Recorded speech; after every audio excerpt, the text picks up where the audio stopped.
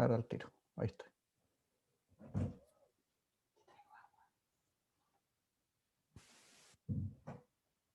Tengo anfitrión al tiro más fácil.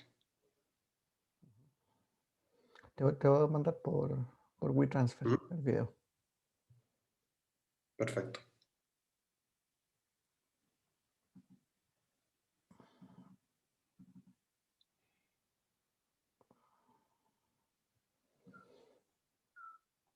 Ya tuvieron la primera prueba, ¿cierto? Ah, Sí, sí. excelente. Estamos en el proceso de corrección. Ujú. Ayer terminé la parte de las alternativas.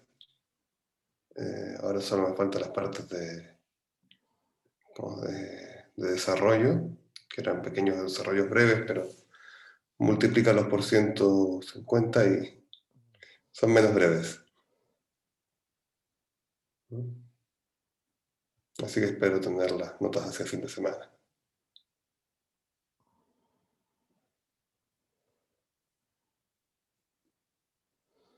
No, nada, yo mientras partimos voy a anunciar que mañana, después de que terminemos la segunda clase, les voy a mandar un link a Kahoot para que puedan hacer una práctica y puedan ver lo que han aprendido respecto a las clases de citoesqueleto.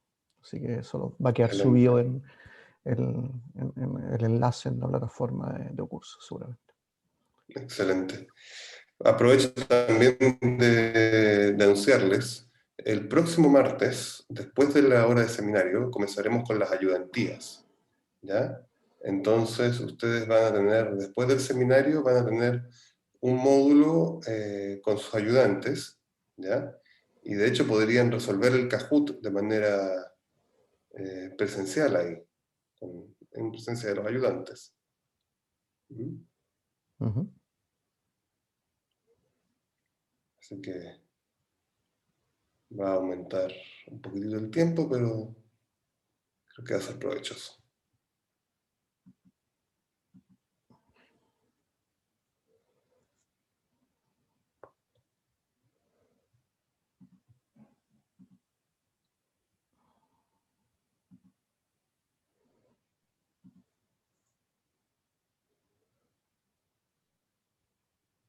Tenemos 43. Vamos, ¿cuánto se está conectando? Un número Sí, grande de gente, ¿no? un grupo grande normalmente, sí. Ya, buenísimo.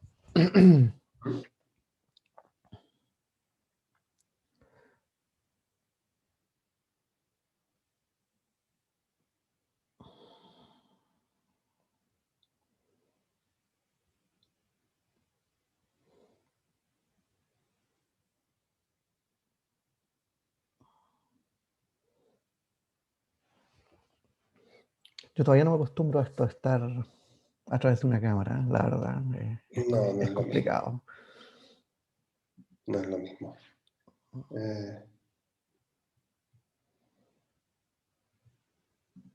Tiene algunas ventajas en el sentido de que eh, eh, no tiene ninguna ventaja. Oye, ¿qué es la foto que tenía en tu estudio, Alejandro? Unos tornillos de titanio que ¿Ya? estuvimos viendo la estructura con un amigo que es implantólogo, Ujú. que lo estuvimos mirando al microscopio de barrido. Gavarrío. Ujú. Lo que pasa es que el implante de titanio tiene que ser extremadamente rugoso para que pueda ser invadido por los osteoclastos. Ujú, ¿No? Entonces, al ser invadido se integra. ujú. Ahora, eso es una cosa que es prácticamente, ¿cómo te podría decir? Ensayo y error. ¿Mm? O sea, qué mecanismo ocurre ahí es poco conocido realmente. Buenísimo. Ya, pues quizás podamos partir, ¿no? Sí. Bueno, muy buenos días a todos, todas, todos. Eh, Les voy a dejar con el profesor Cristian González, profesor titular del Departamento de Biología, director del Centro de Investigaciones el Centro de Investigaciones GERO. Exactamente, ¿qué es la sigla, Cristian? Neurociencia, salud mental y metabolismo. Eso. Y bueno, uno de los neurobiólogos más destacados de nuestro país en este momento, y un placer y un gusto contar siempre contigo, el co-coordinador de curso además, como que te faltaran cosas que hacer. No, Y muy bien, no, nada, que gracias. tengan muy buen día. Gracias, gracias por la presentación, Alejandro. Hola, hola a todos. Espero que nos divirtamos en lo que resta de clase. Entre hoy y mañana yo les voy a contar acerca de un compartimento de la célula que, para mi juicio, y esto lo podremos debatir si quieren, es de las partes más importantes que una célula tiene, que es el citoesqueleto. Así que espero que puedan, estén viendo mi pantalla.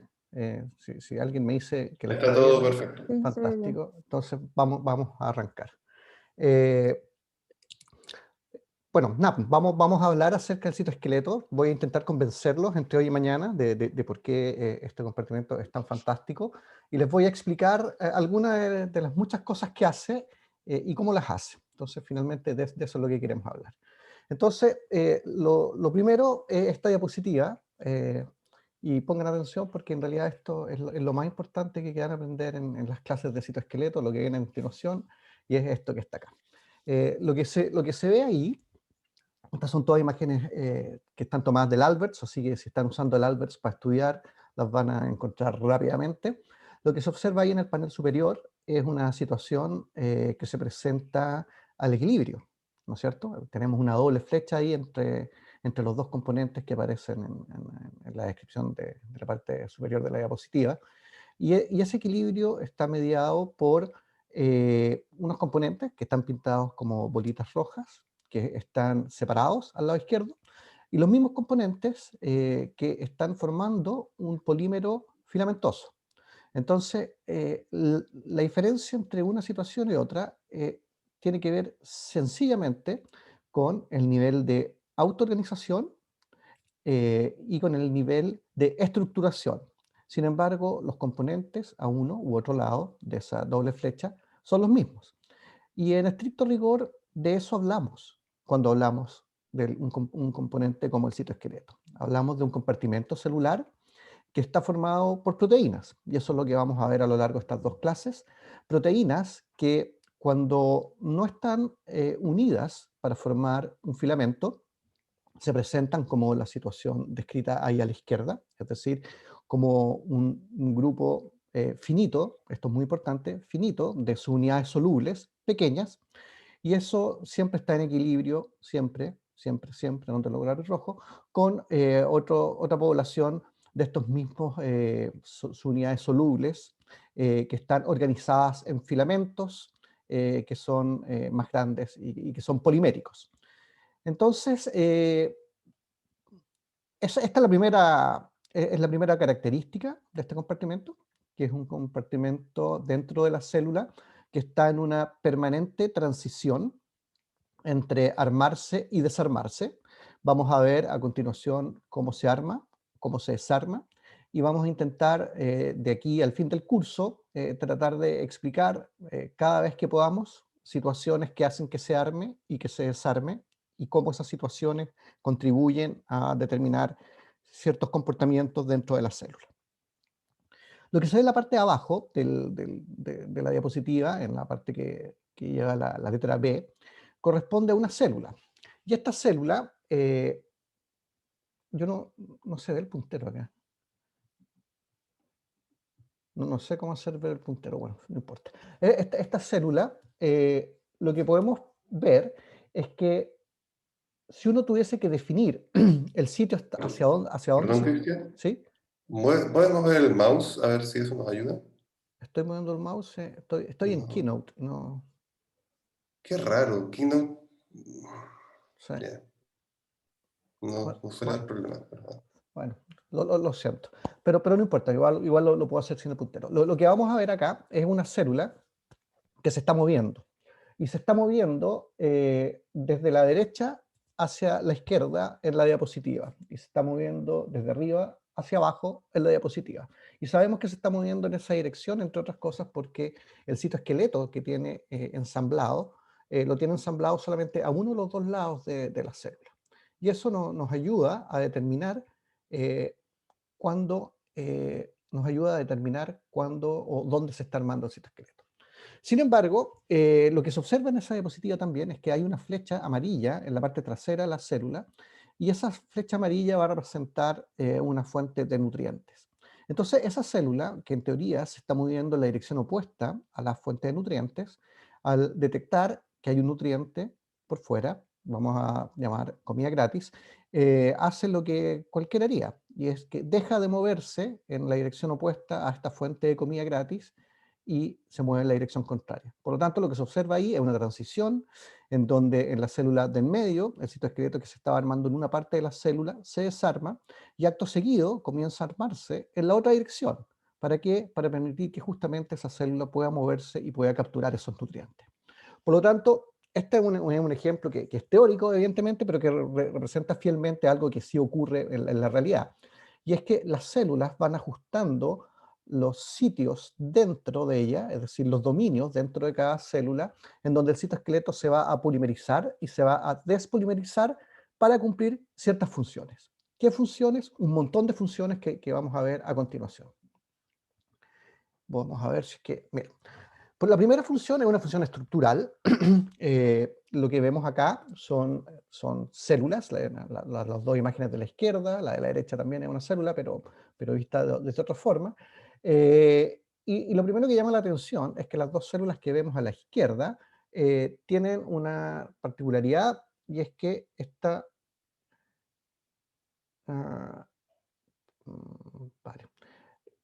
Estas células tienen una particularidad, y es que tienen una morfología distinta. Lo que se ve a la célula más izquierda es una célula de tipo epitelial, y lo que está en medio es una neurona. Y simplemente uno mirando estas células se da cuenta que son distintas, y que sean distintas en su morfología no es azaroso, no es casualidad, sino que la morfología que cada una de las células tiene se relaciona fuertemente con la función que cada una de estas células cumple. Por lo tanto, por ejemplo, la célula del medio, la que a mí más me gusta, la que estudiamos en mi laboratorio, que son las neuronas, tienen esa morfología que es tan conspicua, entre otras cosas, porque eso es lo que permite la función de una neurona. Y me imagino que aquí, no sé si alguno se atreve aquí a comentar si es capaz de determinar o de reconocer algún dominio dentro de la célula neuronal que está ahí. ¿Hay alguien que pueda decirme qué es lo que observamos ahí?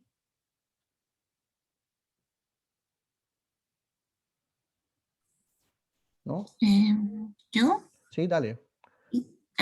quizás la parte con las ramificaciones serían el soma con las dendritas ¿Ya?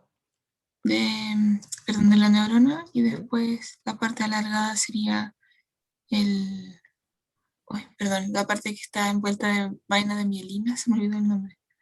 Y al final sería el axón. Gracias. Y al final sería la parte de sinapsis. Ay, se me olvidó. Ok. Disculpe. No, está súper bien. Gracias, Carla, por el comentario. Bueno, efectivamente lo que observamos ahí son las dendritas, que son todas esas extensiones citoplasmáticas que están, digamos, en la parte superior, que están muy pegaditas al cuerpo neuronal, y luego efectivamente hay una extensión citoplasmática que es mucho más larga, que es el axón. Y hacia el final del axón, más que ver la terminal presináptica, lo que estamos viendo es otra estructura que se llama el cono de crecimiento. No voy a entrar en los detalles respecto de eso ahora, pero lo que dice Carla esencialmente es verdad. Y la gracia de esto es que la neurona tiene estos dos dominios que son súper diferenciados: las dendritas junto al cuerpo, somatodendrítico, y el axón. Y el tener el dominio somatodendrítico y el dominio axonal hace que en el sistema nervioso todo el flujo de información esté organizado de forma vectorialmente unidireccional, porque la información entra por una parte de la célula, es decir, entra generalmente por las dendritas y sale por otra, que es por el axón. De esta forma, la neurona en realidad no tiene que sentarse a pensar si es que la información está entrando o está saliendo, porque la información entra y sale por diferentes dominios. Y dentro de la neurona se organiza evidentemente una respuesta que hace que cuando entra información genere una respuesta, y cuando sale información se genera una respuesta en una célula adyacente, o en la misma célula podría haber una célula, una neurona haciendo una sinapsis sobre ella misma. Por lo tanto, la forma de la neurona determina o contribuye a la función, y por eso no da lo mismo la forma. Y para mantener esta forma se necesita una estructura como el citoesqueleto. El citoesqueleto, para que nos hagamos una idea, es el equivalente al esqueleto de los huesos, que hace que nuestro cuerpo tenga la morfología que tiene. El cuerpo no tendría la forma que tiene el cuerpo humano si no hubiese un esqueleto óseo, o sea, a nadie el brazo le llega más lejos que los huesos del brazo, y por lo tanto, si uno quiere agarrar un fruto de un árbol y no alcanza, no puede hacer crecer el brazo. Lo que tiene que hacer es acercarse al árbol para coger el fruto, porque este esqueleto óseo es un esqueleto de tipo, vamos a llamar, estático, está hecho por huesos, y una vez que alcanzamos la edad adulta, deja de crecer y se mantiene más o menos inalterable. Podemos discutir después si uno se achica con el tiempo o no, pero eso no tiene que ver necesariamente con los huesos, sino que con otro tipo de fenómeno.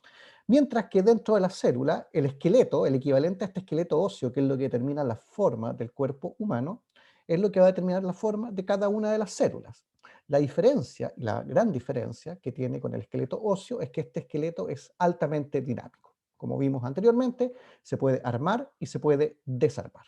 Y de eso es lo que vamos a hablar el día de hoy, chiquillos. Entonces aquí vamos a ver algunos ejemplos de cosas fantásticas que hace el citoesqueleto. Por ejemplo, en el video de la izquierda estamos viendo vesículas que salen desde la maquinaria de biosíntesis, y en el video de la derecha vamos a ver cosas que entran a las células. Y lo que se observa entonces es que el transporte desde y hacia la célula ocurre vía citoesqueleto. Vemos acá vesículas que se forman una vez que se endocitan desde la membrana plasmática, en el caso de la endocitosis, y lo que vemos acá es el movimiento de vesículas que están siendo de componentes sintetizados cerca del cuerpo celular y que son transportados a través de un sistema de polímeros como los microtúbulos, que es lo que se ve acá, estos puntitos verdes que se están moviendo a lo largo de estos rieles en rojo. Por lo tanto, dentro de cada célula tenemos una especie de sistema de transporte que, cuando funciona bien, estamos pletóricos y completamente funcionales, y cuando funciona mal, lleva al desarrollo de ciertas enfermedades. Y una hipótesis muy plausible actualmente es que la mayoría de las enfermedades neurodegenerativas no ocurren porque se mueran muchas neuronas, sino que el primer evento que es importante para que el cerebro no opere correctamente no es la muerte de las neuronas, sino deficiencias en el transporte intracelular. Es decir, los componentes dentro de una neurona que tenemos que transportar todo el tiempo, día a día, en cada minuto, no pueden moverse. Simplemente quiero hacer el punto que cuando vemos una película como esta, ¿no es cierto?, donde vemos transporte de células, estas películas son películas que pueden tener escalas de tiempo de minutos a horas. Por lo tanto, simplemente cuando uno mira, o segundos, de segundos a horas, si ustedes quieren. Cuando uno mira una película como esta, hay algo que todos deberíamos entender. No importa los flojos que se sientan esta mañana, dentro de su cuerpo están ocurriendo cosas todo el tiempo. Dentro de cada célula hay un montón de movimiento, y no importa si nosotros un día no nos queremos mover o nos quedamos en la cama o lo que sea. A la escala celular siempre hay movimiento, siempre hay transporte de elementos, y ese movimiento y ese transporte sirve propósitos definidos dentro de una célula. Y ese transporte y ese movimiento depende de un sistema que pueda mover cosas y de un sistema por donde se puedan mover las cosas. Y estas dos condiciones se cumplen por elementos que están asociados al citoesqueleto. Aquí tenemos más ejemplos de cosas que hacen el citoesqueleto. Por ejemplo, el movimiento. Voy a quitar el sonido. Y lo que se ve acá, aquí arriba, en el video de más arriba a la izquierda, son células, son fibroblastos que se están moviendo en cultivo. Lo que vemos a la derecha es una ameba buscando posiblemente una célula de Escherichia coli para alimentarse. Y lo que vemos abajo es un neutrófilo que está persiguiendo a una bacteria y las células más pequeñas son glóbulos rojos, y lo que se ve es que el neutrófilo persigue la bacteria, persigue la bacteria, persigue la bacteria, ¿hasta cuándo? Hasta que le da captura y se la come. Por lo tanto, en estos tres ejemplos, lo que estamos viendo es ahora no solamente transporte dentro y fuera de las células, sino que movimiento de la célula per se. Y este movimiento evidentemente no es posible si es que no somos capaces de modificar al citoesqueleto. Por lo tanto, esta es otra de las cosas fantásticas que el citoesqueleto puede hacer. Vamos a ver Profe, entonces, ¿sí? es que, ¿me puede repetir lo que era la primera imagen? La primera imagen son fibroblastos en cultivo. Ay, gracias. De nada.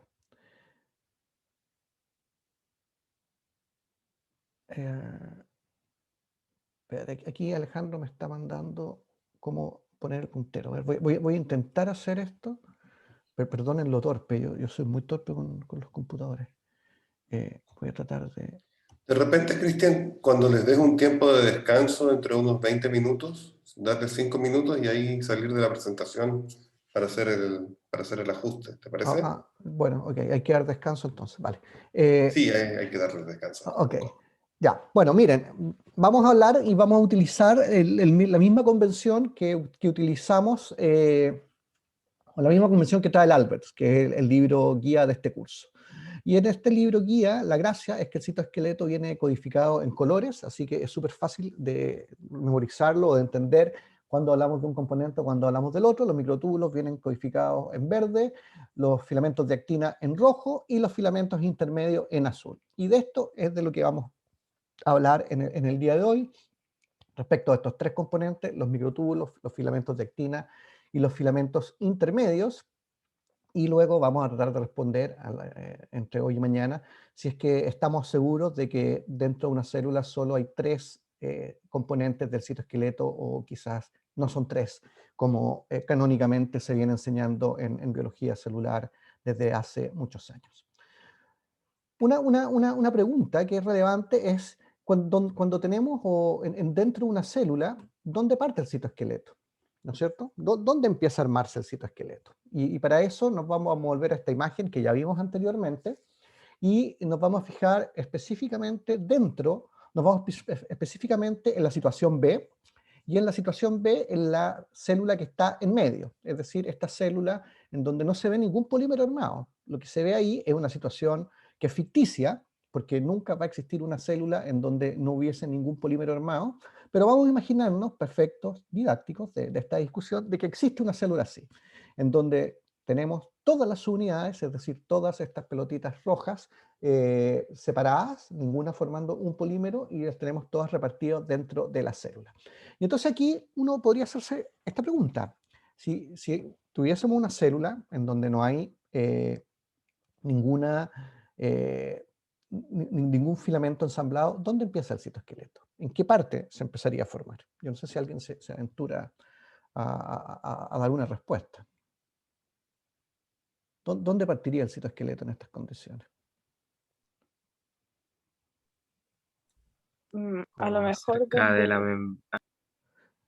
Cerca de la membrana, ¿Cuál? alguien dijo cerca de la membrana, gracias por el comentario. Sí, eso podría ser una posibilidad, pero ¿y por qué cerca de la membrana? Pues eso es una idea interesante. ¿Por qué se te ocurre a ti? No sé quién habló, pero ¿por qué se te ocurre que podría partir cerca de la membrana? porque creo que es una estructura a la cual se podría adherir y la membrana es la que le da como forma y la que contiene a la célula. ¿Ya? Se podría adherir con proteínas, quizá ella, no sé.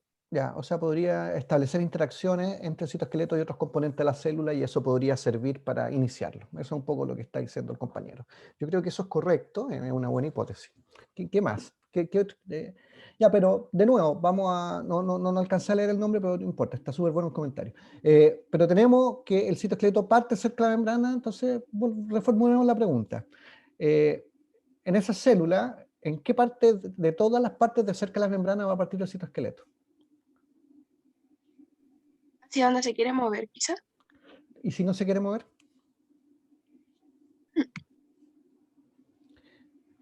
La respuesta es más simple de lo que están pensando. Uno tiene esta tendencia tan humana a buscar la respuesta más compleja siempre, y la respuesta siempre es más simple. La respuesta es en cualquier parte, porque en estricto rigor, cuando uno mira esa célula con todas esas pelotitas sueltas, en estricto rigor podría partir en cualquiera de ellas. Cualquiera de esas pelotitas tiene la misma probabilidad de que el citoesqueleto comience en alguna de ellas. Y eso en biología recibe un nombre, y eso recibe el nombre de estocástico, es decir, azaroso. No podemos determinar en esa situación dónde partiría. Entonces ahora vamos a partir de esto, explicar un par de conceptos. El primer concepto es el concepto de nucleación, y el concepto de nucleación hace referencia a que los polímeros del citoesqueleto están constituidos por sus unidades más simples, más pequeñas, que son los monómeros. Por lo tanto, para el microtúbulo hay una unidad que es más simple, para el filamento de actina hay una unidad que es lo más simple, y para los filamentos intermedios también hay una subunidad que es lo más simple.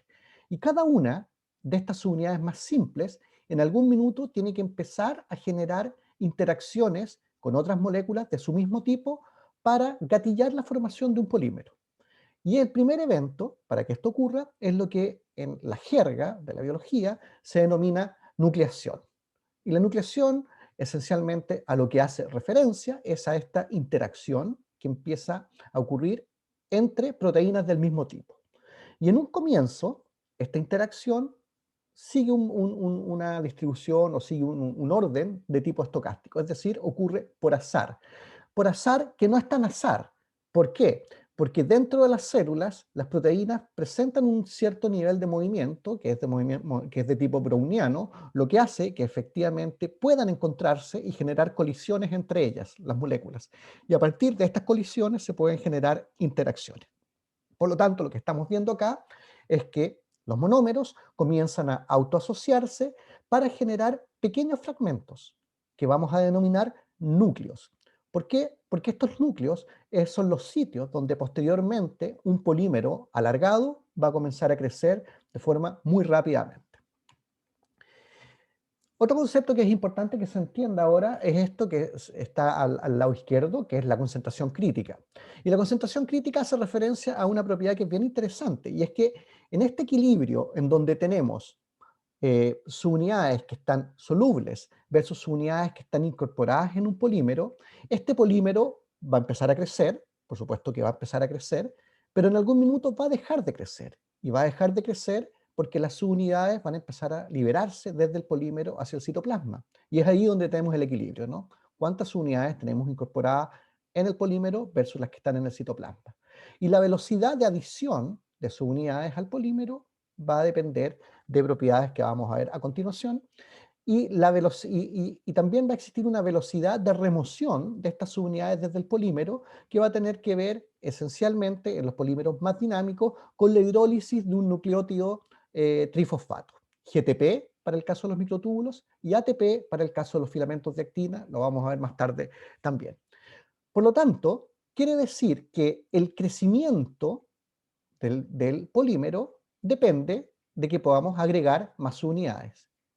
Y el acortamiento del polímero depende que estas subunidades se liberen desde el polímero, y para que ello ocurra tiene que satisfacerse una condición que es la hidrólisis de un nucleótido trifosfato.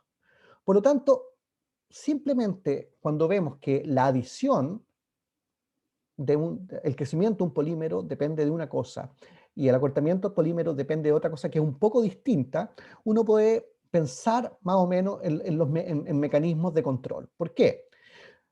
Porque que un monómero sea liberado del polímero, si depende de la hidrólisis de un nucleótido trifosfato, depende de un mecanismo que es dependiente del comportamiento de ese monómero una vez que está incorporado en el polímero.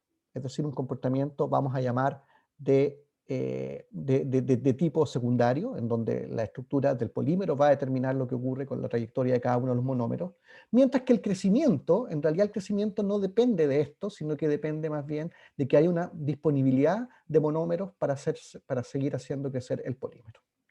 Y entonces cuando un polímero va a crecer, va a empezar a agregar sus unidades. ¿Hasta cuándo? Hasta que la concentración local de monómeros en el extremo de ese polímero empiece a disminuir. Y cuando empieza a disminuir, va a crecer, pero cada vez más lento, Y eso va a significar que en algún minuto la hidrólisis del nucleótido trifosfato va a empezar a ser más prominente que la velocidad de adición y por lo tanto ese polímero va a sufrir una transición desde el crecimiento al acortamiento. ¿Hasta cuándo? Hasta que como consecuencia de su acortamiento aumenta el número de sus unidades disponibles y este número de sus unidades disponibles vuelve a generar el crecimiento del polímero y por lo tanto ese polímero transita entre fases de crecimiento y acortamiento permanentemente. A eso es todo esto que estoy describiendo, hace referencia entonces a una concentración, que es la que se denomina la concentración crítica, y que en el fondo da cuenta de la concentración mínima a la cual, si los valores de monómero que están disponibles en la cercanía de un polímero están por sobre la concentración crítica, ese polímero va a tender a elongarse, mientras que si está por debajo de esa concentración crítica, ese polímero va a tender o a detener su crecimiento o a desarmarse. La gracia es que cuando se desarme, la concentración local vuelve a ser superior a la concentración crítica y el polímero puede volver a crecer.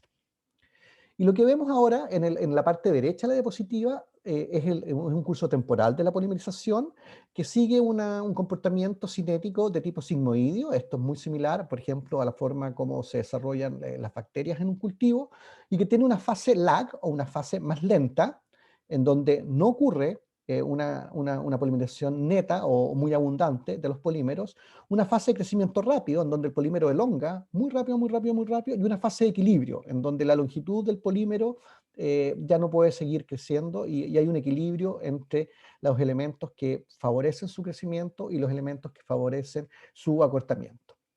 Evidentemente, lo más importante ocurre dentro de la fase de crecimiento y vamos a ver algunos ejemplos respecto de esto. La fase lag, la fase más lenta, la fase aquella en donde no se ve una gran polimerización, corresponde efectivamente al mecanismo de nucleación o al tiempo que se requiere para la nucleación. Profesor, ¿Sí? ¿cómo funciona la ecuación que tenía en la otra diapositiva? ¿Qué De significa la cómo concentración. funciona la ecuación? ¿Qué es lo que quiere decir todo lo que está escrito ahí?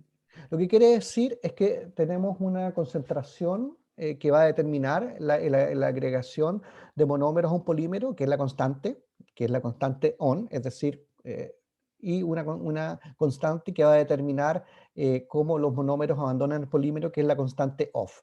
Y lo que se ve ahí entonces es que la concentración crítica finalmente es la velocidad de la remoción de monómeros desde el polímero, que es K-OFF, dividido por la constante de agregación de monómeros al polímero, que es K-ON, que esencialmente equivale a una constante de disociación. Por lo tanto, eso es un concepto derivado de la química, por lo tanto, en el fondo, cada vez que vemos la concentración crítica, es la concentración tal que los monómeros puedan disociarse del polímero. Entonces, cuando estamos por sobre la concentración crítica, si la concentración estamos en un valor que es superior a la concentración crítica, la disociación no ocurre. Si estamos en un valor que es inferior a la concentración crítica, la disociación ocurre más fácilmente. ¿Sí? Ya. Voy entonces ahora con el citoesqueleto de microtúbulos.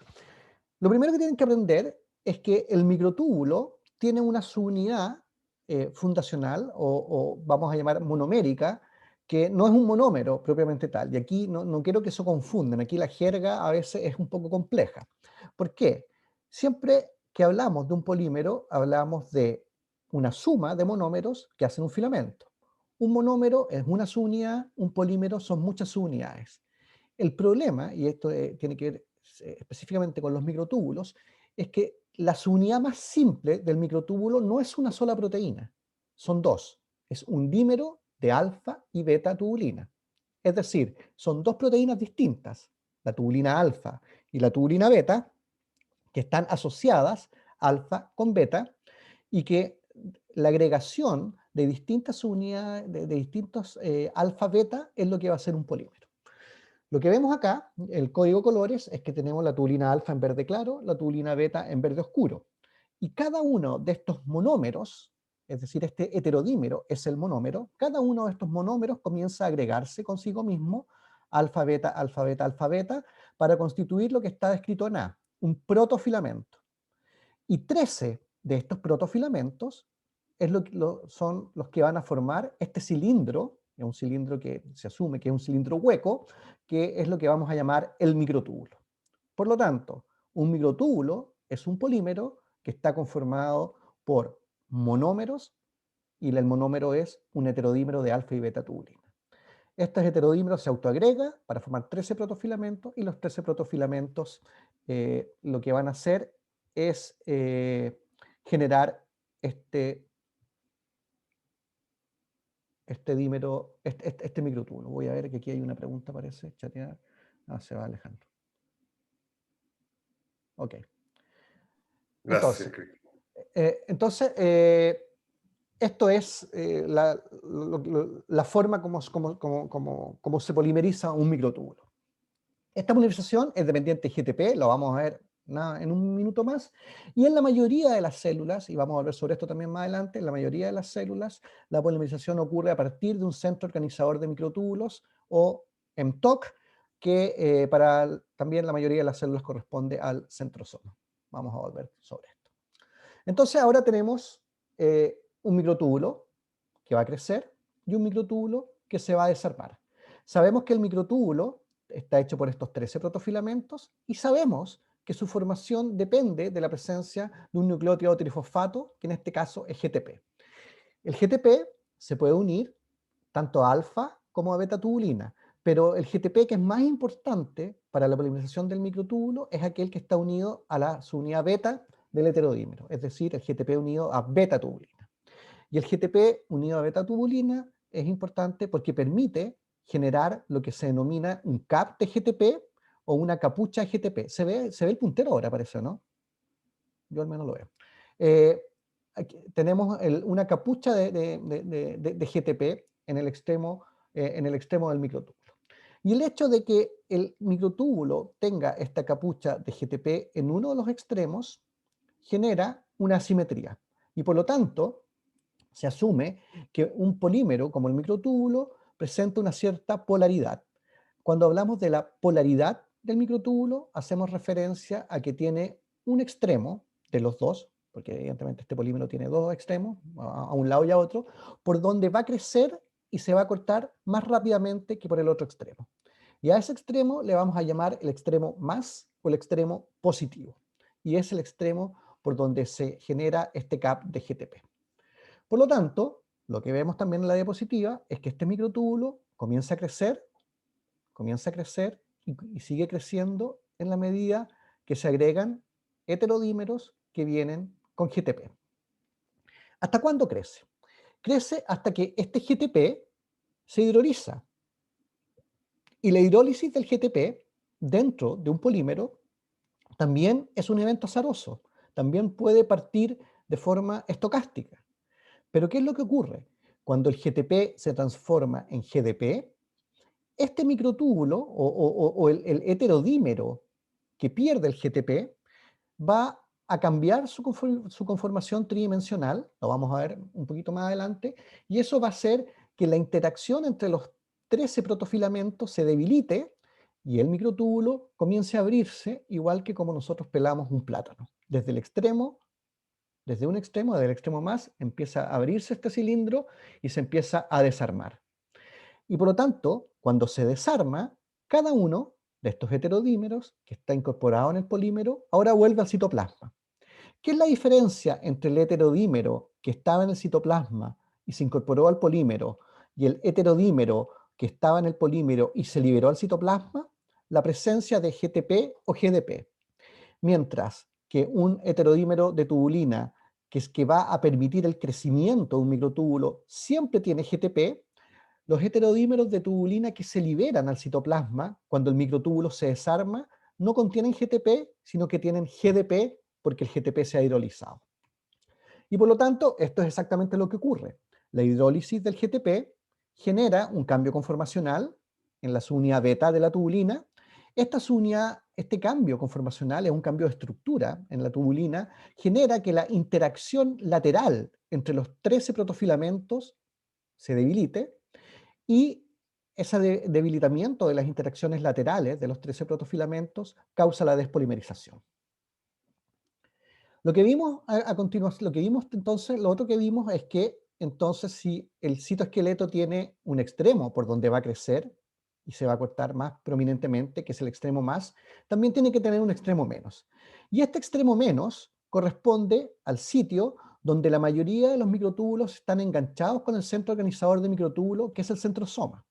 Por lo tanto, dentro de una célula, el citoesqueleto de microtúbulos está más o menos organizado de modo que los extremos menos del microtúbulo están orientados hacia el centrosoma, que es un organelo que está yuxtanuclear, está adyacente al núcleo, y todos los extremos más de los microtúbulos, como se observa en este cartoon, están orientados hacia la periferia o hacia la superficie celular. Por lo tanto, tenemos una ventaja, es que en este sistema polarizado, es decir, en donde el extremo más es distinto al extremo menos, el extremo más es por donde crece y se acorta, y el extremo menos es por donde está la mayoría del tiempo unido al centrosoma, genera una propiedad que hace que este filamento sea diferente a lo largo de su composición, y que sea diferente a lo largo de su composición da ciertas propiedades fundamentales al polímero que la célula utiliza para su beneficio. Una de las cosas que ocurre, por ejemplo, es que cuando el citoesqueleto empieza a crecer, cuando empieza a generar estos filamentos de tubulina, estos filamentos en su extremo positivo pueden llevar proteínas que le permitan establecer contacto con otros elementos del citoesqueleto. Un momento atrás, el compañero de usted dijo que una interacción del citoesqueleto con la membrana podría ayudar a estabilizarlo, y eso es correcto. Eso es lo que vemos acá. Acá tenemos microtúbulos que están creciendo, y estos microtúbulos que están creciendo, por mecanismos que no vamos a escribir en esta clase porque no son parte de este curso, puede establecer una interacción con elementos asociados a la membrana plasmática, y esa interacción genera que estos microtúbulos se vuelvan más estables. Y por lo tanto ahora, dentro de la población de microtúbulos que se están armando y desarmando dentro de una célula, vamos a tener unos que van a ser más estables, y por más estables hacemos referencia a que van a tener un tiempo de vida más largo, y microtúbulos que van a ser más inestables, aquellos que tienen un tiempo de vida más corto. ¿Qué diferencia aquellos que son más estables de aquellos que son más inestables? Una de las diferencias es que aquellos que son más estables pueden establecer estas interacciones con elementos asociados a la membrana plasmática, de modo de ser capturados y estabilizados. Entonces, uno dice, aquí tenemos microtúbulos que están creciendo dentro de una célula y se están acortando dentro de una célula. Y la pregunta es, ¿esto se podrá ver realmente? ¿Cómo podemos hacer para ver de que efectivamente lo que está contando el profesor dentro de una célula está ocurriendo de verdad? Y aquí me voy a cambiar de presentación porque en vez de mostrarle cosas de un libro de texto, les voy a mostrar datos de mi laboratorio. ¿Ok? No estoy mostrando datos de mi laboratorio, me parece.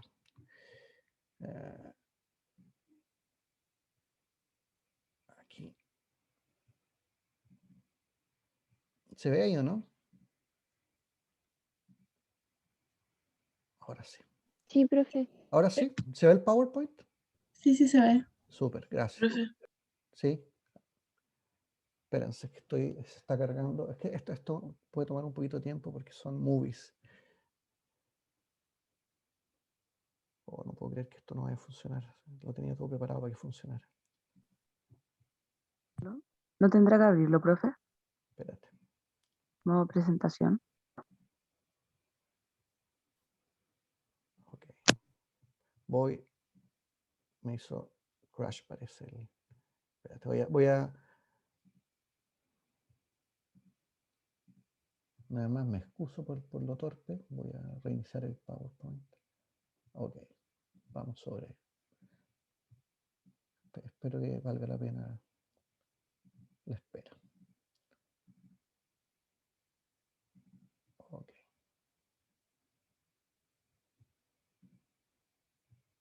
Súper. Entonces, ahora voy a compartir esto porque les quiero mostrar ahora experimentos de mi laboratorio. Ahora lo ven, ¿cierto? Entonces, yo les conté que teníamos esta forma en donde el microtúbulo crece y se despolimeriza por su extremo, el extremo más. Este mecanismo de crecimiento y acortamiento de microtúbulos se denomina inestabilidad dinámica. Y como vimos anteriormente, depende de la adición de heterodímeros de tubulina que en el caso de la tubulina beta tienen GTP unido a ellos. Entonces, cada vez que tienen GTP, el microtúbulo crece, se polimeriza.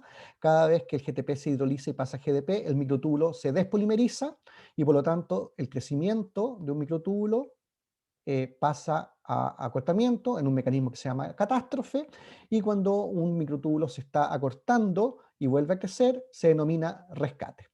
Este mecanismo, este proceso de crecimiento y acortamiento se denomina inestabilidad dinámica de los microtúbulos y es dependiente, por supuesto, de este nucleótido trifosfato.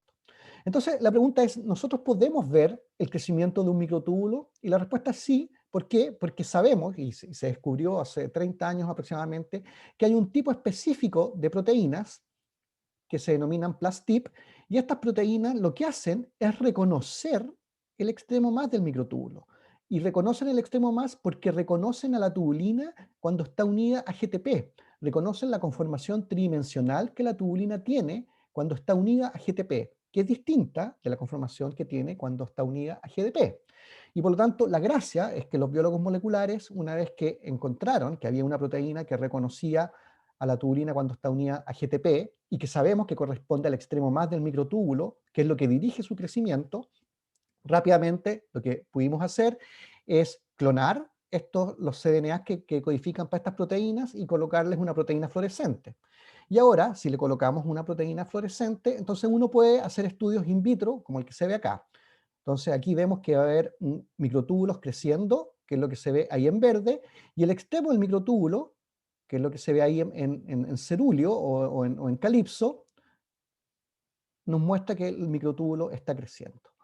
Lo que vemos entonces en calipso es una proteína que reconoce específicamente el extremo más del microtúbulo, y lo que se ve acá, sobre todo al comienzo, es que ahí está el extremo más, y el extremo más determina que ese microtúbulo está creciendo, y ahí vemos que efectivamente por detrás, es lo que se ve en verde, que es la tubulina, está generando un crecimiento. Esto son datos del grupo de Sabin-Petri in vitro, pero ahora les voy a mostrar datos de mi laboratorio in vivo. Esto es una célula que está expresando estas proteínas que se pegan específicamente al extremo más del microtúbulo, y lo que vemos es que efectivamente estos polímeros están creciendo. Y en la mayoría de los casos están creciendo desde el centro hacia la periferia. ¿Por qué? Porque los extremos menos, que no se ven acá, están unidos al centrosoma, mientras que los extremos más del microtúbulo están creciendo. Y eso lo podemos ver. La gracia de esto es que uno puede calcular, y aquí tenemos el crecimiento de microtúbulos dentro de una célula, uno puede hacer una evaluación de los eventos de crecimiento, los eventos de pausa y los eventos de despolimerización, y de esa forma puede estudiar efectivamente dentro de una célula cómo el citoesqueleto se está polimerizando o despolimerizando. ¿Okay? Entonces vuelvo ahora a la presentación del Keynote. Ok, acá.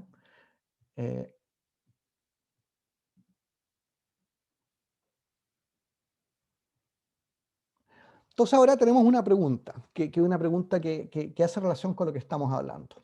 Yo les comenté que el extremo menos está unido al centrosoma, es lo que acabamos de ver en esta célula, en una célula de tipo epitelial, y que los microtúbulos crecen desde este centro organizador hacia la periferia. Pero entonces la pregunta es, ¿podrán existir microtúbulos que crecen no desde el centrosoma, sino que crecen desde otro punto? Y es una pregunta que es válida, porque uno podría decir, bueno, ¿por qué todos los microtúbulos tendrán que estar unidos al centrosoma? Y para responder a esa pregunta, vamos a mostrar este ejemplo que es bien interesante. Imagínense que tenemos una célula, y a esta célula le hacemos un corte con una aguja. Una vez que esa célula, después que hacemos el corte, la membrana se vuelve a sellar, y quedamos con dos células más pequeñitas, la célula que está arriba y y el pedacito de célula que está abajo. Y evidentemente cuando hacemos eso, lo que vamos a generar es que el centrosoma se va a quedar en uno de los dos elementos que se generan después del corte. Y, por lo tanto, la hipótesis que uno debería pensar es qué va a pasar con la organización de los microtúbulos en el fragmento de célula que quedó abajo, si es que ya no tiene centrosoma. Y lo que se observa es que si uno espera un tiempo razonable, los microtúbulos comienzan de nuevo a organizarse, y comienzan a organizarse de la misma forma que cuando hay un centrosoma, es decir, con los extremos menos hacia el centro de la célula y los extremos más hacia la periferia. Y esto es particularmente relevante en una célula especializada como el axón, o sea, una célula especializada como la neurona. ¿Por qué? Porque la neurona, los axones tienen longitudes que son tremendamente largas. Una longitud, una motoneurona cuyo cuerpo está en los ganglios de la raíz dorsal, que son elementos que están adyacentes a la médula espinal y que inerva, por ejemplo, la musculatura que nos permite mover los dedos de los pies y de las manos, son axones que pueden tener hasta 1 metro de longitud. Entonces, en un axón de 1 metro de longitud, la pregunta es, ¿esos axones van a tener microtúbulos de 1 metro de longitud? Y la respuesta evidentemente es no. No podemos tener microtúbulos de 1 metro de longitud. De hecho, la longitud promedio de un microtúbulo no es más grande que unos pocos cientos de micrómetros. Y la pregunta entonces de fondo es cómo, a partir de un elemento estructural que puede tener una longitud, digamos, de unos pocos cientos de micrómetros, podemos sostener la estructura de una célula que tiene la longitud de 1 metro. ¿Ok? Entonces, una de las respuestas a esta pregunta tiene que ver con el hecho que efectivamente en una célula como la neurona, no todos los microtúbulos pueden estar unidos al centrosoma, entre otras cosas porque la distancia que el centrosoma tiene respecto de ciertos dominios de la célula es muy grande, tan grande como 1 metro. Voy a parar 5 minutos, porque eso dijo Alejandro. No sé si alguien tiene preguntas hasta ahora. Voy a revisar aquí el chat. Ok. Profe, Sí. ¿puedes repetir lo último que dijo? Eso de 1 metro, que no entendí lo último, porque dijo que no podía ser tan largo, pero la distancia hasta el centrosoma, y ahí como que me perdí, que al final dijo lo de 1 metro. Sí, claro. Si hay una célula que tiene si hay un dominio, una célula que mide 1 metro, ese dominio de 1 metro tiene que mantenerse armado, porque la célula, en el fondo, una motoneurona tiene que estar permanentemente inervando la musculatura para que el músculo se pueda contraer. Quiere decir que ese axón tiene que medir 1 metro. Y para mantener 1 metro de una célula extendido, esa extensión tiene que tener un citoesqueleto que la soporte. Porque si no, ya vimos anteriormente que la morfología de la célula depende de la estructura del citoesqueleto que da este armazón que determina la morfología. Entonces, si la distancia que existe entre el centrosoma y la punta del axón es de 1 metro, uno podría conjeturar que los microtúbulos que mantienen ese metro de axón podrían medir 1 metro para que ese axón se mantenga armado. Y la respuesta es que eso no es posible. Los polímeros del citoesqueleto tienen una longitud que es de unos pocos cientos de micrómetros. Entonces, si la longitud de los polímeros que van a dar la morfología a una estructura es de unos pocos cientos de micrómetros, ¿cómo es posible entonces que tengamos una estructura que mide 1 metro? Esa es la pregunta de fondo. Entonces, evidentemente, la respuesta a ese dilema no tiene que ver con que el sistema a nivel individual tenga polímeros de 1 metro, sino que tiene muchísimos polímeros más pequeños que se van fusionando y que van generando interacciones unos con otros, y la aposición o la interacción de todos estos polímeros genera un dominio estructural que puede abarcar 1 metro. ¿Se entiende? Me preguntan acá, Francisco, ¿qué pasa cuando el GDP se hidroliza? Si se detiene el crecimiento. La pregunta es sí, cuando el GTP, es el GTP el que se hidroliza. Cuando el GTP se hidroliza a GDP, lo que ocurre es que el polímero no solo deja de crecer, sino que empieza a desarmarse, empieza a colapsar. Y se colapsa, se colapsa, se colapsa. ¿Hasta cuándo? Hasta que se recupera el GTP. Y cuando recuperamos el GTP, o cuando volvemos a agregar un heterodímero con GTP, eso genera un rescate y el polímero vuelve a crecer. Hay una cosa que no les mencioné antes, se lo menciono ahora, es que la velocidad de adición de un monómero al extremo más de un microtúbulo es mucho más rápida que la velocidad de hidrólisis del GTP al GDP. Por lo tanto, en la medida en que yo tengo muchas unidades de tubulina en el citoplasma disponible para que un polímero crezca, el polímero va a crecer, va a crecer, va a crecer, va a crecer por su extremo más siempre. Crece, crece, crece, crece. Y por lo tanto, solamente cuando la concentración local de tubulina comienza a disminuir, es decir, comienza a acercarse a esta concentración crítica, es la velocidad de hidrólisis la que toma prevalencia. Y en esas condiciones, la hidrólisis, que siempre es más lenta que la adición de monómeros, lo que puede hacer es que se gatille la despolimerización del microtúbulo.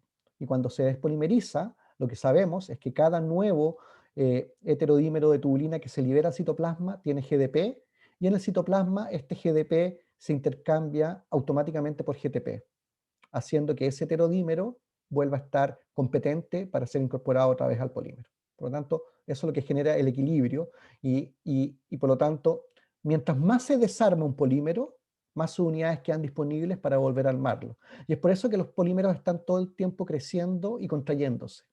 Sufren estas transiciones de crecimiento y contracción. Catalina pregunta, GTP es una tubulina beta, tubulina alfa y beta juntas. Son dos moléculas distintas. El GTP se une a la alfa y a la beta tubulina. Son dos moléculas de GTP, una conjugada a cada uno de estos monómeros. Sin embargo, la que se hidroliza y la que es importante para controlar la polimerización del microtúbulo es el GTP que está unido a la subunidad beta. Ya, voy a parar 5 minutos y en 5 minutos seguimos. ¿Les parece? ¿Qué quiere decir que beta es positivo? Mari Fuentes. No entiendo la pregunta de si beta es positivo. Que nosotros sabemos que los microtúbulos se polimerizan por la zona positiva, ¿cierto? Sí. Entonces quería saber si se sabe como si la alfa beta o la beta tubulina, o sea, la beta tubulina o la alfa tubulina presentan alguna carga en específico No, no, para no. que el GTP se una a una de ellas o... No. De hecho, lo dije antes, lo voy a volver a repetir. Cuando hablamos del extremo menos y el extremo más, no estamos hablando de carga eléctrica. El extremo menos y el extremo más hace referencia al extremo por donde el polímero va a crecer y se va a acortar más prominentemente. El extremo más es el extremo por donde el polímero puede crecer, generalmente con una velocidad que es 4 veces la velocidad que crecería si creciera por el extremo menos. Por lo tanto, no hablamos de carga. Cuando hablamos de menos y más, hablamos de polaridad, pero polaridad en términos de asimetría de crecimiento, no de carga. Ojo con eso. Entonces, la pregunta de si beta es positivo no es correcta. Lo que es correcto es que cuando uno mira la forma como se ordena el heterodímero de alfa y beta tubulina en un polímero, la subunidad beta en este heterodímero siempre está proyectada hacia el extremo más, mientras que la subunidad alfa está proyectada hacia el extremo menos en un microtúbulo. Y es por eso que el CAP de GTP se produce en el extremo más, porque la mayoría de las unidades beta están orientadas hacia ese extremo más, que repito, no es un extremo que esté cargado, que presente carga positiva, una carga eléctrica, sino que se llama extremo más porque es el sitio por donde el polímero va a crecer con una velocidad que es mayor respecto del otro extremo, que es el extremo menos. Entonces, esto es súper importante, gracias por la pregunta, Mari. Es muy importante que anótenlo con lápiz rojo. Cuando hablamos de polímeros que son polarizados, porque esto que estoy describiendo para el microtúbulo también ocurre para los filamentos de actina, los polímeros que son polarizados son polímeros que crecen principalmente por uno de sus dos extremos. Y crecen por uno de sus dos extremos justamente porque en uno de sus dos extremos es donde se genera esta capucha de GTP en el caso del microtúbulo y de ATP en el caso de los filamentos de actina. Y la agregación de heterodímeros en el caso de la tubulina y de monómeros de actina en el caso de los filamentos de actina ocurre justamente por esta zona, que es la zona que en la jerga del citoesqueleto se denomina el extremo más. Pero hace referencia simplemente a la probabilidad de que el filamento crezca por ese sitio respecto de por el sitio opuesto. No sé si te quedó claro, Mari. Sí, profe, muchas gracias. De nada. Ya, paramos 5 minutos. Tengo las 9:25, las 9:30. Nos vemos de vuelta. Que además ya en este break he conseguido que mi puntero se vea, así que ustedes me van a contar si es que se ve o no se ve. Profe, ¿le puedo ¿Sí? hacer una pregunta? Por supuesto. La unión entre las alfa y beta corresponde como a una estructura, como, perdonen, como cuaternaria de la... Mm. No, de hecho no es nada ignorante tu pregunta. No sé quién habló, pero no es nada ignorante tu pregunta. A ver,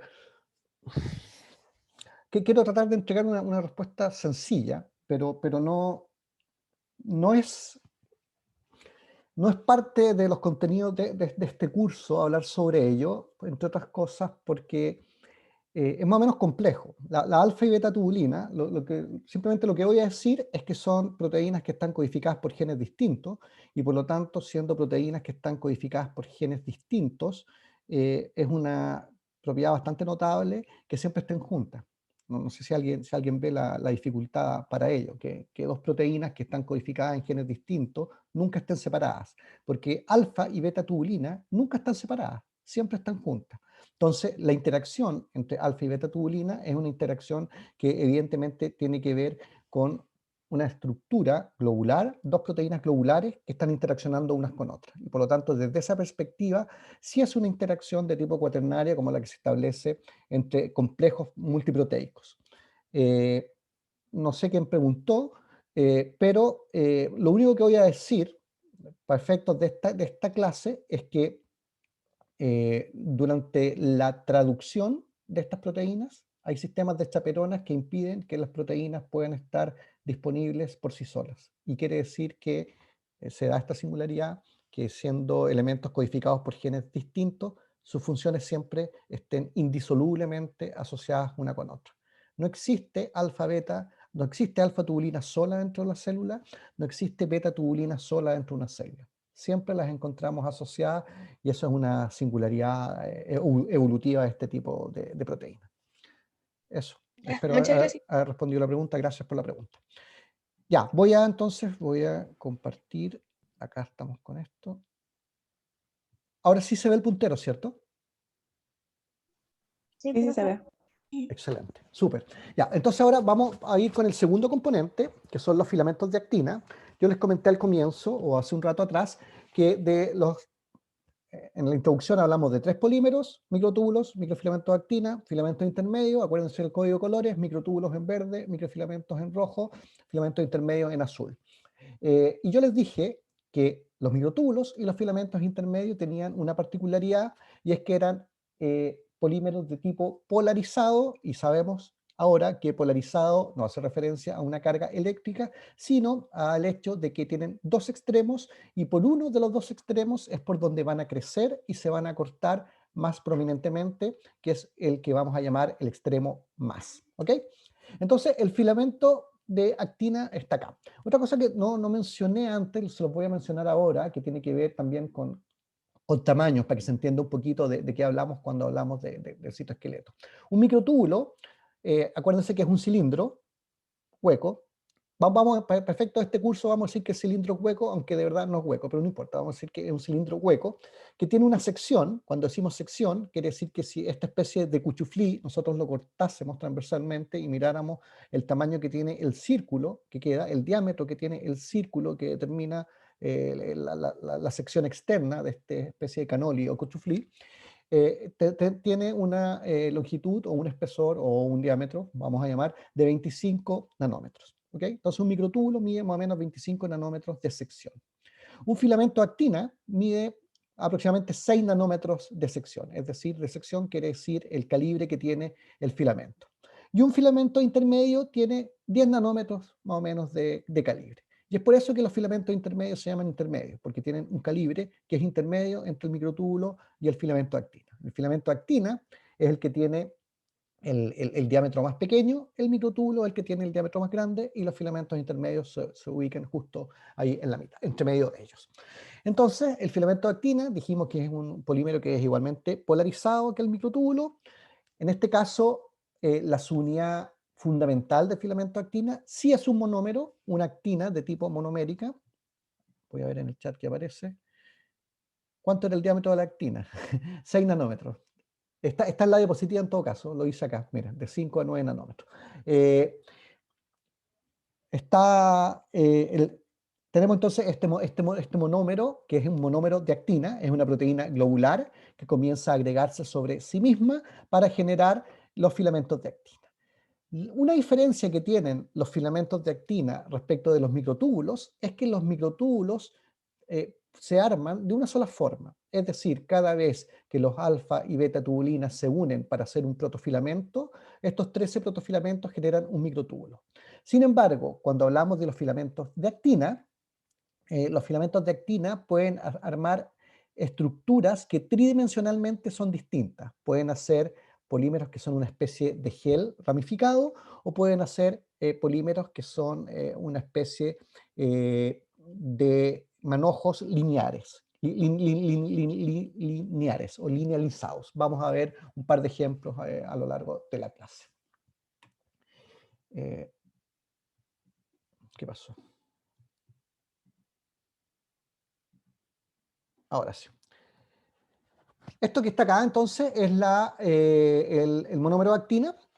Aquí tenemos una proteína que es globular, ahí tienen las alfa hélices y las sábanas beta. Aquí tenemos el ATP, dijimos que la polimerización del microtúbulo dependía de GTP, la actina de ATP, y por lo tanto esta polimerización va a depender de la hidrólisis de ATP y vamos a tener de nuevo un extremo menos y un extremo más. El extremo más va a ser por donde van a crecer y se van a cortar estos filamentos, el extremo menos va a ser un extremo por donde podrían crecer y acortarse, pero es mucho menos eficiente que en el extremo más. Una diferencia que tiene el citoesqueleto de actina con el citoesqueleto de microtúbulos es que, a diferencia de lo que vimos anteriormente, no existe un centro organizador de filamentos de actina dentro de la célula, como es el centrosoma para el caso de los microtúbulos. Y por lo tanto, el extremo menos de los filamentos de actina es un extremo que no está unida a una sola región de la célula. Y vamos a tratar de entender entonces cómo ocurre la polimerización de uno de estos filamentos. Lo que vemos acá en esta diapositiva es la conformación globular o la estructural tridimensional de la actina, lo que está pintado aquí en rojo, que estoy indicando con el puntero, y luego en la diapositiva aparecen dos proteínas pintadas aquí en naranja. Una proteína que se llama ARP2 y otra proteína que se llama ARP3. ARP2 y ARP3 reciben su nombre del acrónimo en inglés Actin Related Protein 2 y Actin Related Protein 3, es decir, una proteína relacionada o una proteína similar a actina. La proteína similar a actina 2, la proteína similar a actina 3.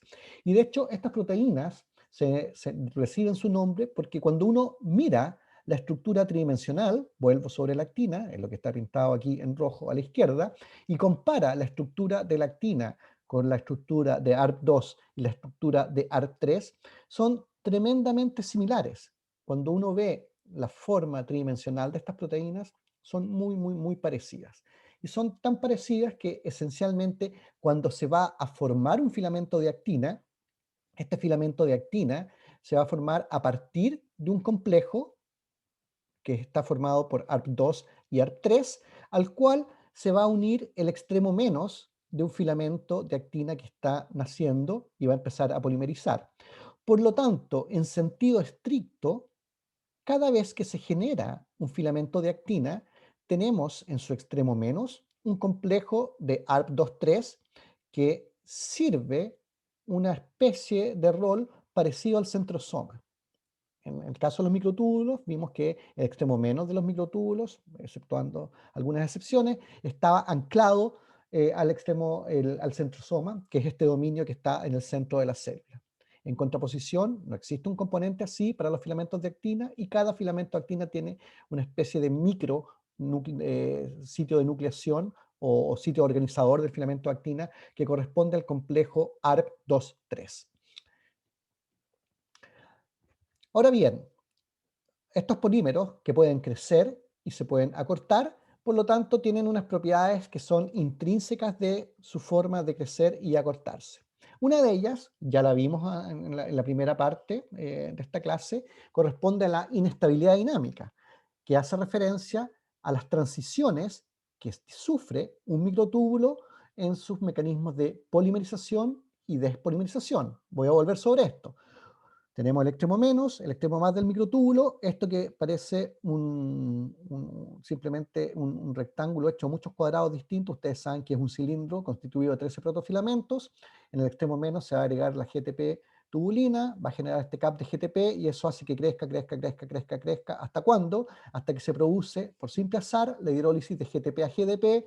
Eso genera que las interacciones laterales de los 13 protofilamentos se debiliten, hace que el microtúbulo se empiece a abrir por el extremo más. Eso hace que se empiecen a perder estas unidades de tubulina, que ahora en vez de GTP tienen GDP, y una vez que se liberan estas unidades al citoplasma, la cantidad de tubulina unida a GTP en el citoplasma aumenta mucho por sobre los niveles de la concentración crítica, y esta catástrofe del microtúbulo se transforma en un rescate y ese microtúbulo vuelve a crecer. Este proceso es lo que denominamos inestabilidad dinámica. Para aquellos que no hayan entendido, lo vuelvo a repetir.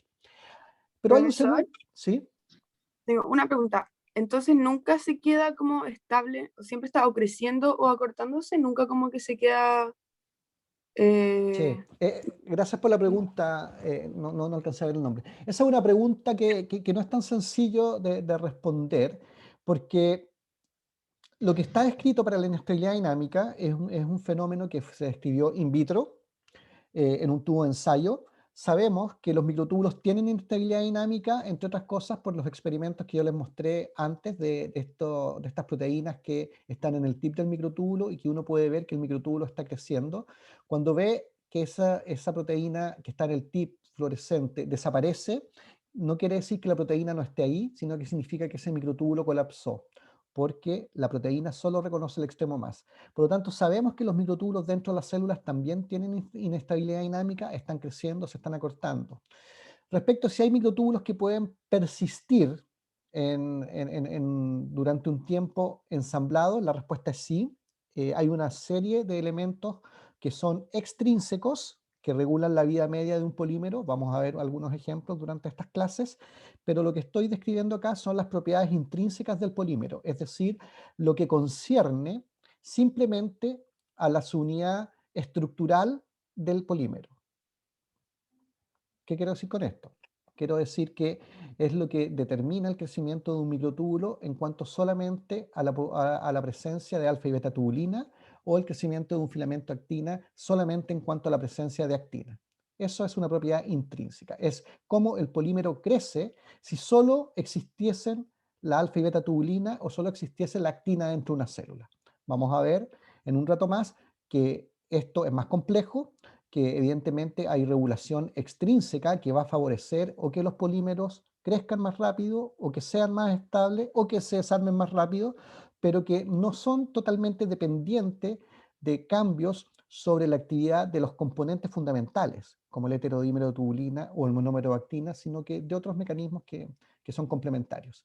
Pero desde el punto de vista de la propiedad intrínseca, y vuelvo sobre el punto, es decir, aquella que es consustancial solamente a las unidades que componen el polímero, heterodímeros de tubulina para el caso del microtúbulo, monómeros de actina para el caso de los filamentos de actina, tenemos estos dos mecanismos, el de la inestabilidad dinámica para el microtúbulo y el que voy a describir ahora de thread-myelin para el caso de los filamentos de actina. Espero haber respondido tu pregunta. Sí, muchas gracias. Entonces tenemos este otro segundo mecanismo que es intrínseco, que es el thread-myelin, que ocurre prominentemente en los filamentos de actina. ¿A qué hace referencia el thread-myelin? El thread-myelin hace referencia a un comportamiento que ocurre bajo ciertas condiciones dentro de una célula, en donde cuando la concentración de monómeros de actina que existe a un lado del filamento y al otro lado del filamento cumple con ciertas características en términos de estequiometría, puede ocurrir que la agregación de un monómero de actina en el extremo más se balancee por la remoción de un monómero de actina desde el extremo menos. Yo les dije todo el rato que los polímeros que son polarizados, es decir, la actina y el microtúbulo, crece y se acorta por el extremo más. Y eso es lo que ocurre la mayoría del tiempo. Crece por acá, se acorta por acá, crece por acá, se acorta por acá. Sin embargo, bajo ciertas condiciones que tienen que ver con condiciones específicas de concentración de actina dentro de una célula, uno puede observar que hay despolimerización por el extremo menos, que es muchísimo más lenta que la despolimerización que ocurre por el extremo más.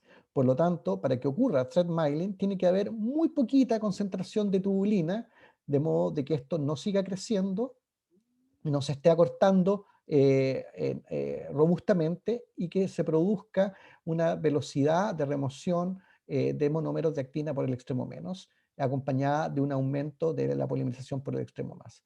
Cuando eso ocurre, tenemos que el balance neto en la longitud de este filamento es 0. Es decir, no parece cambiar la longitud del polímero de actina a pesar de que haya adición de monómeros por el extremo más. ¿Por qué? Porque la adición de monómeros por el extremo más se balancea por la remoción de monómeros por el extremo menos. Y eso se denomina thread myelin y es una propiedad intrínseca de los filamentos de actina. Les voy a mostrar ahora también un video de mi laboratorio. Y aquí lo que estamos viendo de nuevo es utilizando un truco genético para ver cómo se polimeriza el citoclestoactina. Eso es una imagen de una célula polimerizando actina por 2 minutos y lo que se ve es que efectivamente los cambios de transición son tremendamente abundantes y que ocurren la mayoría de las veces en las regiones que están adyacentes a la membrana plasmática, para el caso de los filamentos de actina, que es distinto de lo que veíamos para los microtúbulos. No sé si se acuerdan que veíamos que estos puntitos fluorescentes se movían desde el centro de la célula hacia la periferia y abarcaban todo el citoplasma, en contraposición con lo que vemos ahora para los filamentos de actina, que crecen generando estas expansiones de membrana que en la jerga de la biología celular se denominan ruffles. Otro ejemplo que tiene que ver con la polimerización de actina es esto, que es un ejemplo que es muy bonito y que muestra una célula, una célula epitelial, que está infectada con una bacteria que se llama Listeria monocytogenes. Y cada uno de estos puntos negros corresponde a una bacteria, y estas bacterias, como pueden ver, se están moviendo dentro de la célula, y mientras se mueven, dejan una especie de estela por detrás, como si fueran una especie de cometa.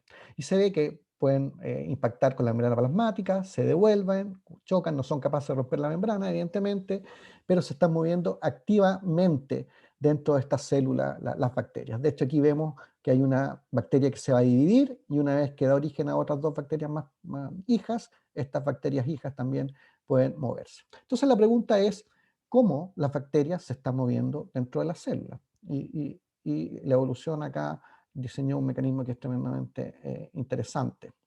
Y es el siguiente. Lo que vemos acá es una proteína de la bacteria marcada en verde, y lo que vemos marcado en rojo son filamentos de actina que están siendo polimerizados.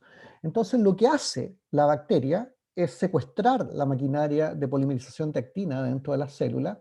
¿Para qué? Para empezar a generar esta cola, este filamento de actina sobre su superficie, y al generar este filamento de actina sobre su superficie, este filamento de actina genera un empuje y por lo tanto la bacteria ahora se puede mover dentro de la célula. Por lo tanto, este movimiento que veíamos de las bacterias dentro de las células y esta cola como de cometa que se observaba, esencialmente corresponde a un mecanismo en donde la bacteria genera en su superficie una interacción con proteínas del complejo ARP23 que hace que el filamento de actina se polimerice y se genere el empuje.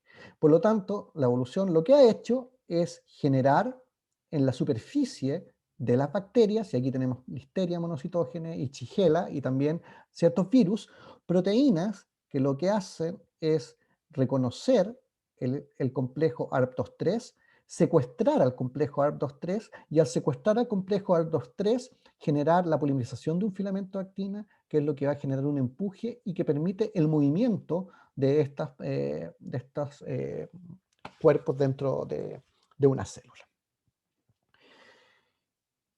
Esto es otra cosa que quiero que reflexionen y no la vamos a resolver el día de hoy porque quiero dejarlos que piensen ustedes un poco. Y quizás mañana entonces podemos volver sobre este punto. Vimos anteriormente que los microtúbulos se organizaban a partir del centrosoma, que se proyectaban desde el centro a la periferia, que abarcaban todo el citoplasma. Y cuando vimos la polimerización de actina en la célula que yo les mostré en mi laboratorio, vimos que la actina se polimerizaba en realidad no en todas las células, sino preferencialmente en las zonas que estaban adyacentes a la membrana.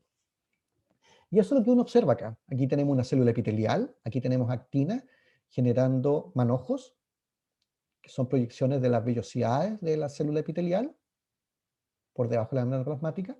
Acá tenemos otra fibra, otra célula epitelial que presenta estas estructuras que se llaman fibras de tensión, que están interaccionando con la membrana plasmática.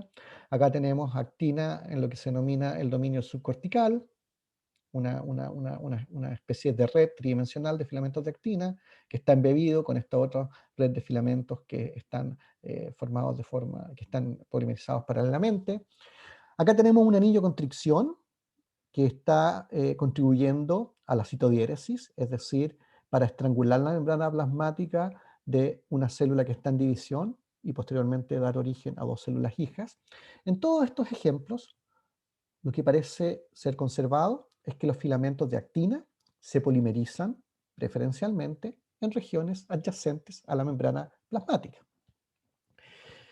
Y esto parece guardar relación con algo que vimos antes, y es que los filamentos de actina no tienen un centro organizador de filamentos en el centro de la célula, sino que tienen su propio centro organizador de filamentos unido al extremo menos de cada uno de estos cuando se polimeriza. Entonces la pregunta, y esto es lo que quiero que reflexionen, es ¿por qué los filamentos de actina se van a polimerizar preferencialmente en regiones adyacentes a la membrana, mientras que los microtúbulos no? Y mañana les voy a preguntar a ver si alguno tiene alguna conjetura respecto de por qué esto es así, y si no, ya se los voy a contar yo, pero les voy a dejar un día para que puedan pensar. Lo que tenemos acá, entonces vamos a ir terminando, son aspectos que tienen que ver con regulación. Aquí tenemos la vida de un microtúbulo que se puede crecer y se puede acortar, ya lo sabemos, y puede crecer y se puede acortar porque hay mecanismos que van a favorecer su crecimiento. Por ejemplo, que los extremos menos están unidos al centrosoma, lo que permite que haya una cierta nucleación de los elementos del microtúbulo y proyectan hacia la periferia. La captura, también lo vimos en algún minuto antes, que el extremo de un microtúbulo podía establecer una interacción con elementos de la membrana plasmática que hiciera que la persistencia de este microtúbulo fuese mayor que la persistencia de un microtúbulo que no tiene esta captura, y por lo tanto este tiende a ser un microtúbulo que es más estable, menos lábil y que permanece más tiempo polimerizado, algo que preguntó una compañera en la primera parte. Pero también hay mecanismos de estabilización que son extrínsecos, es decir, que no tienen que ver simplemente con la polimerización, que es lo que vimos acá, y uno de ellos es la captura, y otro tiene que ver con la participación de proteínas, otras proteínas que estabilizan al microtúbulo. Y estas proteínas colectivamente se denominan proteínas asociadas a microtúbulos, o del acrónimo en inglés Microtubule Associated Proteins, o MAPS. Y aquí les muestro, esto es un dato de mi laboratorio, esto es una neurona, y en esta neurona tenemos dos proteínas distintas, una que está pintada en rojo, que se llama MAP2, y otra que está pintada en verde, que se llama Tau. Y lo que vemos acá es que MAP2 se une a los microtúbulos, preferencialmente a los microtúbulos que van a dar origen a las dendritas, mientras que la proteína Tau se une preferencialmente a los microtúbulos que van a estar localizados en el axón. Y por lo tanto, aquí tenemos un mecanismo ya de regulación, que no es intrínseco, que es extrínseco. Tenemos dos proteínas que se van a unir a los microtúbulos y que la unión de estas proteínas a los microtúbulos además tiene una segregación espaciotemporal. Y esto es tremendamente relevante. ¿Por qué? Porque quiere decir que los microtúbulos que están en el axón, simplemente desde la perspectiva de sus mecanismos de estabilización, podrían ser distintos de los microtúbulos que están en las dendritas.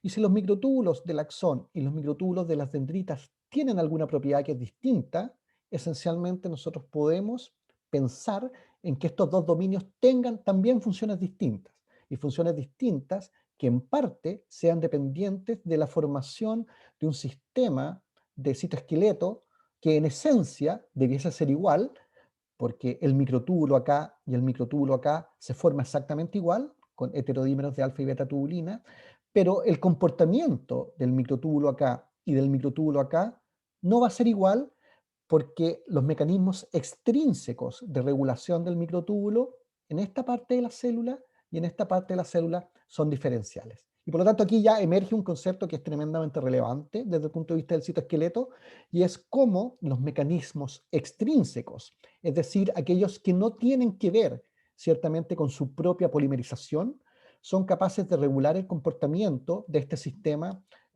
para favorecer o no ciertas propiedades dentro de la célula. Simplemente como curiosidad, y esto para que ustedes lo pueden comentar en el almuerzo del domingo con su familia, la proteína tau es una proteína que es tremendamente relevante, no solamente porque es una proteína que estabiliza los microtúbulos en el axón, dentro de las neuronas, sino además porque la proteína tau da origen a uno de los dos agregados proteicos que son característicos de la enfermedad de Alzheimer. Cuando una persona tiene Alzheimer, tiene disfunción de dos tipos, agregados de una proteína que se llama beta-amiloide, que están en el espacio extracelular, y agregados de la proteína tau que ocurren dentro de las neuronas. Y esta proteína tau es una proteína que estabiliza los microtúbulos en el axón. Veo que hay preguntas en el chat. ¿Cuánto es el diámetro de actina? Mi familia no. Okay, no. Entonces, simplemente aquí tenemos un ejemplo de proteínas que estabilizan el microtúbulo y les voy a mostrar por qué esto puede ser relevante y qué hay con ello. O sea, por qué me cuentan a mí que hay dos proteínas que son distintas a un lado o otro lado de la célula. Y la respuesta viene ahora. Miren, lo que vemos acá entonces es un microtúbulo y aquí vemos otro microtúbulo. Y sobre este microtúbulo tenemos a la proteína tau y ahora tenemos la proteína MAP2. Entonces, lo que vemos acá es que la proteína tau y la proteína MAP2 efectivamente para interaccionar con el microtúbulo tienen que unirse a él, es la condición sine qua non, por supuesto, pero estas dos proteínas que se unen al microtúbulo más o menos de la misma forma tienen una diferencia entre ellas. Y la diferencia no tiene que ver en cómo se unen, porque la forma como MAP2 y tau se unen al microtúbulo es más o menos igual. Sin embargo, la diferencia está en este otro dominio, que es el dominio de proyección. Y lo que vemos acá es que el dominio de proyección de MAP2 es más largo que el dominio de proyección de la proteína tau. Y por lo tanto, los microtúbulos que están decorados con tau y los microtúbulos que están decorados con MAP2 van a ser distintos. ¿Y por qué van a ser distintos? Porque este dominio de proyección va a determinar que la interacción de un microtúbulo con otro microtúbulo que esté cerca de ellos tenga un impedimento estérico. Un impedimento estérico que va a tener relación con la longitud de este dominio de proyección. Por lo tanto, algo tan sencillo como la unión de estas MAPs a la superficie del microtúbulo va a determinar, por ejemplo, que en el axón los microtúbulos están más cerca uno de otro de lo que están los microtúbulos en una dendrita, porque el dominio de proyección de MAP2 es más largo que el dominio de proyección de tau. Y eso va a hacer que se genere un impedimento estérico que hace que estos microtúbulos se organicen de forma distinta en el axón y en la dendrita. Por lo tanto, aquí tenemos un ejemplo de cómo en los microtúbulos son exactamente iguales, porque están hechos todos de alfa y beta tubulina, pero la unión de proteínas como parte de estos mecanismos extrínsecos puede generar propiedades distintas. Por ejemplo, una propiedad que tiene que ver con el espaciamiento, que estos presentan en las dendritas versus el espaciamiento que presentan dentro de los axones, y no voy a entrar en detalles sobre las consecuencias funcionales que eso puede tener, pero simplemente les dejo este ejemplo. Pero así como hay proteínas que ayudan a estabilizar a los microtúbulos, porque cada vez que estas MAPs se unen, hacen que la vida media del microtúbulo tienda a ser más larga, y esto se relaciona con una pregunta que me hicieron antes, es decir, cómo el microtúbulo podría permanecer más tiempo armado. Una forma como el microtúbulo podría permanecer más tiempo armado podría relacionarse con el hecho de que haya proteínas que se unan a él y que lo estabilizan. Voy a parar acá porque son las 10. Me quedé corto de tiempo, pero voy a retomar mañana donde dejamos hoy, porque creo que la clase termina a esta hora, ¿cierto? A las 10. Sí. ¿Alguien tiene alguna duda respecto a lo que estamos hablando? Yo tengo una duda, profe. Dale. En la penúltima imagen que mostró, donde Sí. estaba la neurona teñida, ¿Sí? ¿por qué, o sea, ¿por qué había tau como en el centro de la célula? Ah, buena pregunta. Lo que pasa es que en el fondo hay proteínas, la mayoría de las proteínas se sintetizan en el soma y luego son transportadas. Por lo tanto, en el fondo, cuando tú ves que hay una proteína que está en el cuerpo celular, hay tau en el cuerpo celular, es posiblemente tau que está siendo sintetizada y posteriormente debe transportarse hacia el axón. Gracias, profe. ¿Más preguntas? Profe, ¿Sí?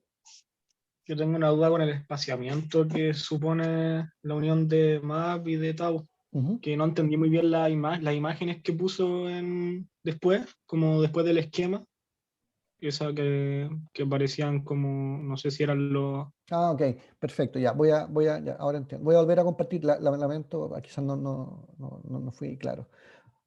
Ahora entiendo el Esas punto. imágenes, Sí, sí, sí, las de sí. abajo. Sí, esto acá abajo, ya. Mira, lo que estáis viendo acá, gracias por la pregunta, Enzo es tu nombre, ¿no? Porque lo debí haber explicado mejor. Lo que estamos viendo acá es un axón que está cortado de forma transversal y lo que estamos viendo acá son dendritas cortadas de forma transversal. Y lo que estamos observando, cada uno de estos círculos que se ve ahí son microtúbulos individuales. Esto es microscopía electrónica. Y lo que vemos acá, entonces, en el fondo, imagínate que cada uno de estos círculos corresponde a un microtúbulo, por lo tanto es un cilindro que se está proyectando como saliendo de la pantalla hacia ti. Y lo que estás viendo simplemente es la sección de diámetro de cada uno de estos cilindros. Por lo tanto, lo que se ve acá es que cada uno de estos círculos corresponde a un microtúbulo, cada uno de estos círculos corresponde a un microtúbulo, y la distancia que tienen estos microtúbulos entre ellos cuando hay tau es menor que la distancia que tienen entre ellos cuando hay MAP2 por la presencia de dominios de proyección que generan estos impedimentos estéricos que hacen que el espaciamiento de los microtúbulos cambie. ¿Sí? Ah, ya, muchas gracias, ahora entendí. Vale, gracias por la pregunta. Eso, voy a parar aquí, espérate.